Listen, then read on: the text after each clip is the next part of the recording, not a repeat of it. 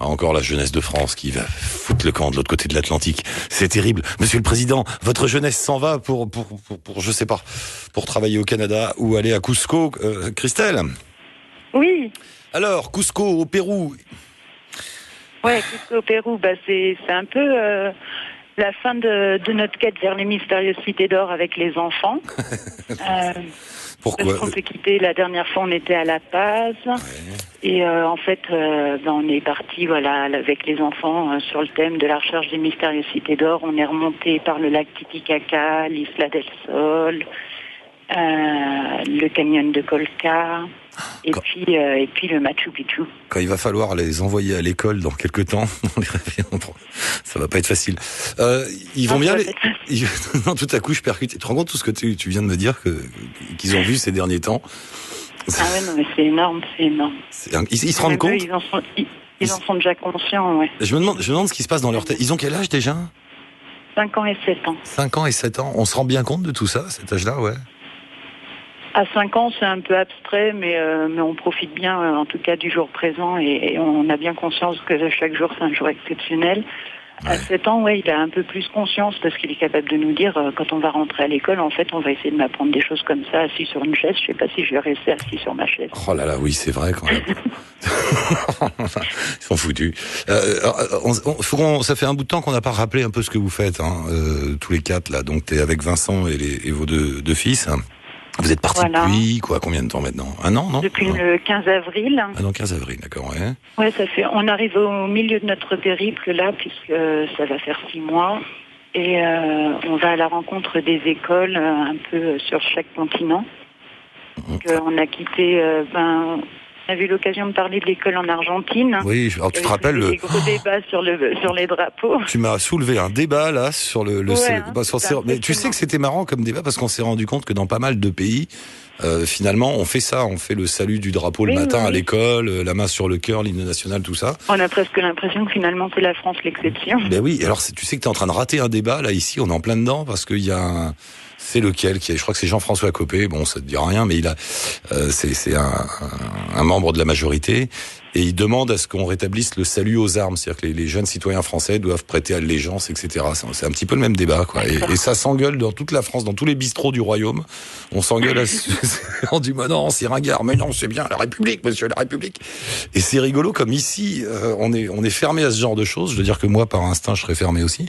Mais comme tu nous en parlais l'autre jour, je sais plus.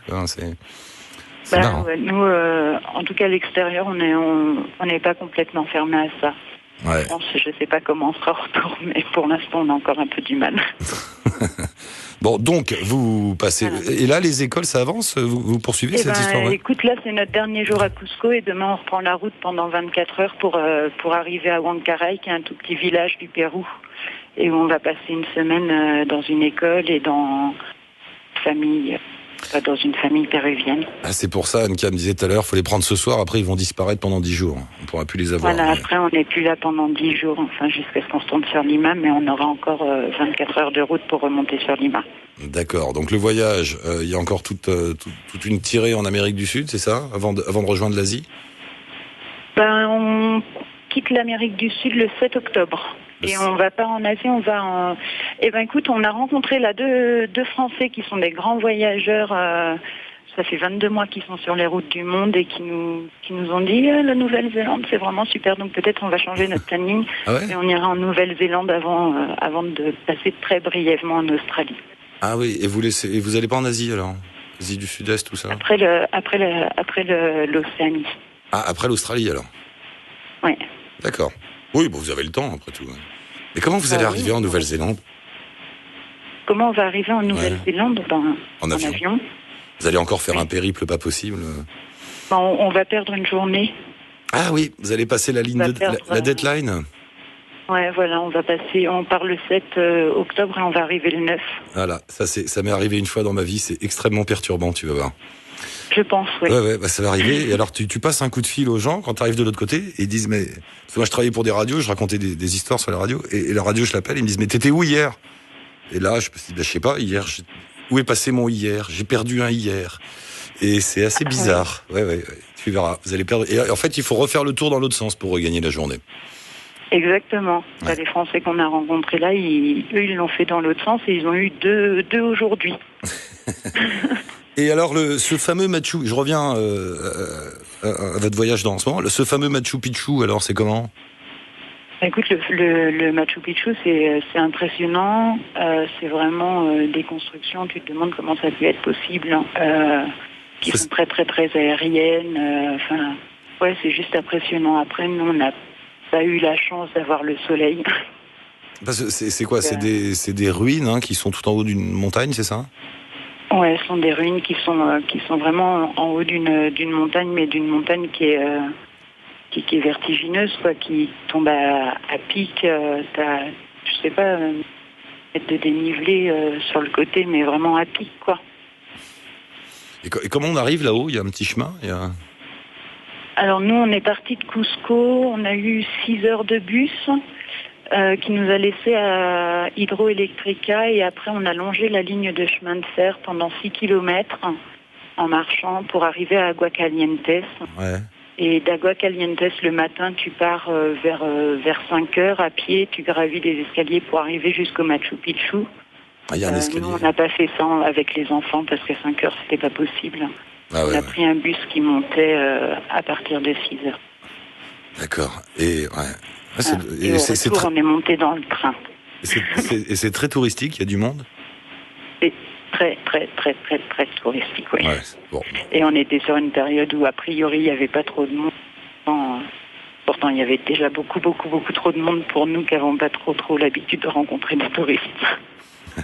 Bah oui, mais bon, d'un autre côté, sinon la solution c'est quoi? C'est de fermer? Non, c'est pas possible. Il faut aussi que les gens puissent voir. C'est juste pas possible autrement. Et puis tant mieux.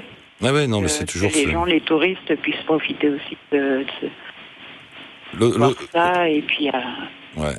C'est juste exceptionnel, ouais. L'autre solution, c'est ce que fait, ce pays, là, le Bhoutan, qui se ferme au tourisme, justement, en imposant, je crois, c'est 250 ou 300 $ par jour, pour le visa, donc pour avoir l'autorisation d'entrée. Donc voilà, il n'y a pas de touristes. Ouais, mais ouais. Bon, Christelle, tout va bien? Sinon, la santé, tout le monde est content, tout le monde va bien, ça roule? Tout le monde est content, tout le monde va bien, ouais, c'est vraiment super. Bon, bah écoute, bonne route à vous. Oui. Je peux te passer juste Fadia, qui est la Française qui voyage depuis 22 mois, puisque tout à l'heure tu disais on peut vous rappeler, etc., comme on s'est déjà en ligne et qu'elle est à côté de moi. D'accord. C'est des pros du coach surfing. Comment elle s'appelle? Fabia, d'accord. Bah, passe-moi Fabia. Christelle, je t'embrasse, embrasse toute la famille et rendez-vous dans une dizaine de jours. Alors, vous nous enverrez un petit mail pour nous dire où vous êtes, d'accord? Ça marche. On vous rappelle pas qu'on est à Lima. Gros bisous. Ça roule, bon voyage. Salut, bon voyage pour les suivre, la petite famille autour du monde. Oui, là, bien sûr, il y a les liens sur la page Facebook et sur le site Le Move. Fabia, bonsoir. Enfin, bonjour. Oui, bonsoir. Bienvenue dans l'émission. Oui. Ça va bien? Oui, très bien, merci. Vous êtes sur la route depuis 2 ans, vous? Bientôt. Manque de mois pour 2 ans. Et ça va? Tout se passe bien? Tout se passe bien, oui. Des hauts, des bas. Là, en fait, on est beaucoup en manque dans la famille, donc c'est pour ça qu'on pense qu'on arrivera à rentrer dans pas très longtemps. Mais je ne peux pas en dire plus parce que s'il y en a qui écoutent, ce serait une mauvaise surprise de savoir trop tôt. Non, mais ils vont garder la date secrète. Vous êtes passé par où, là, ces derniers temps, ces 2 dernières années? Vous avez fait un tour complet? En fait, on est parti à l'est de la France, c'est-à-dire toute l'Europe de l'Est. On est arrivé en Inde, enfin d'abord la Turquie, l'Inde, la Chine, le Japon, l'Asie du Sud-Est, puis la Nouvelle-Zélande et puis là l'Amérique du Sud. On a fait la connaissance de Christelle et Vincent et puis des 2 petits. D'accord. Et c'est Adam. Ok, et c'était un projet comme ça, vous êtes limité dans le temps ou vous verrez bien ce qui vous arrive? En fait, on ne pouvait pas garder de travail, donc on a dû démissionner tous les 2. Ouais. Et on a... J'ai Vincent qui me dit bonjour, alors ça me trouble. Bref, donc on a décidé de quitter notre travail. On a économisé pendant 2 années avant de partir. Et puis, on vivait très petit, dans un petit appartement, mais on est très contente de pouvoir avoir toute la terre pour nous à présent. Ah oui, ça fait du bien. Ça valait vraiment la peine. Et vous avez plus de sous dans la cagnotte, là, c'est ça? Non, en fait, on a encore un petit peu de tout parce qu'on comptait quand même pas revenir complètement à sec. Mais au moment où il ne reste plus que de quoi payer le billet d'avion retour, ce sera le moment de rentrer définitivement, a priori. Ou alors il faut travailler de nouveau, hein, quelque part. Pardon ? Ou alors il faut travailler de nouveau, quelque part. Mais on fait aussi un petit peu ça, en fait. Ce qui se passe, c'est que on travaille de façon... Enfin, on fait des WOOF. C'est un truc qui s'appelle WOOF. Le woofing, WOOF. Ouais, voilà. Donc on travaille dans des fermes pour être hébergé dans les familles et puis être logé blanchi-nourri. Donc on a fait ça au Japon, ça coûtait très cher. Ah oui, le Japon, c'est hors budget. Ouais. On a parlé japonais avec les familles, on a appris à faire à manger ensemble, on allait aux courses, on allait voir les amis. Enfin, c'était vraiment la vie de famille au Japon. Et vous êtes... Et puis on a fait ça aussi en Argentine. Attends, parce que Fabien, je suis sûr que tu as plein de choses à nous raconter. Le problème, c'est qu'on est on a beaucoup de monde ce soir. Oui, vous êtes deux, c'est ça? Vous voyagez à deux? Avec mon mari, oui. Ah, d'accord. Il y a un moyen de vous joindre dans les jours qui viennent ou pour reprendre un peu de temps ensemble? Oui, bien sûr, sans aucun problème. Alors, tu sais quoi, je vous passe Anka, qui est la cheville ouvrière de cette émission, et qui va... Anka, je te parle. Anka, tu m'écoutes? Ouais. Je passe Fabien, et comme ça, vous faites un échange de coordonnées, puis on se rappelle, je sais pas, demain ou vendredi ou quelque chose comme ça, et on prend plus de temps tranquillement. Vous pourrez nous raconter tout ça tous les deux? Plaisir. Ah bah ça marche. Merci Fabien, on se retrouve. Je voulais juste passer un grand bonjour à Charlotte, ma meilleure amie vétérinaire à Orléans, et à son mari Julien. Voilà. D'accord. Bah, Charlotte et Julien à Orléans, Fabien va bien. Voilà. Vous nous manquez. Bon, on se reparle vendredi par exemple, ça marche? Très bien. Merci. Ok, je te passe Anka. Merci, salut, bon voyage, à vendredi.